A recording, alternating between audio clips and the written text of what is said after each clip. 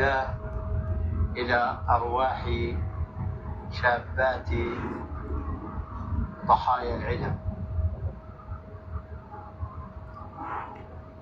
وعرفت ليه يا عنب سموك بناتي؟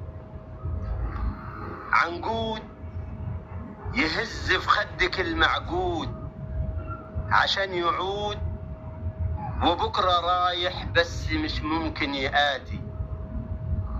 خد حياتهم بس مش عارف طريق ياخد حياتي، والمشنة تبقى جنة في كل ايد.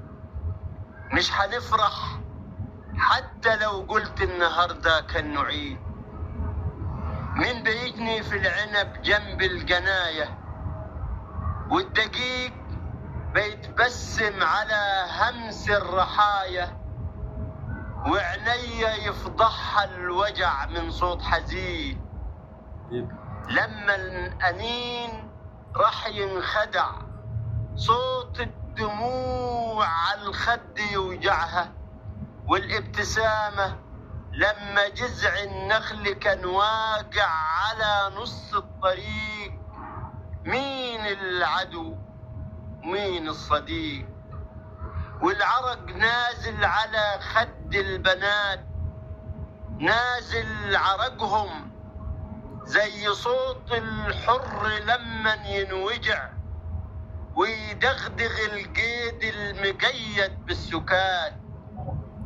وامتى العنب سموه بنات؟ انت العنب ولا القدر؟ انت اللي قاتل من بناتي كل يوم 100 نفر. ارجوك تروح لما صراخ الامهات يمكن يبوح بالسر. عيد هاشم الخطاري.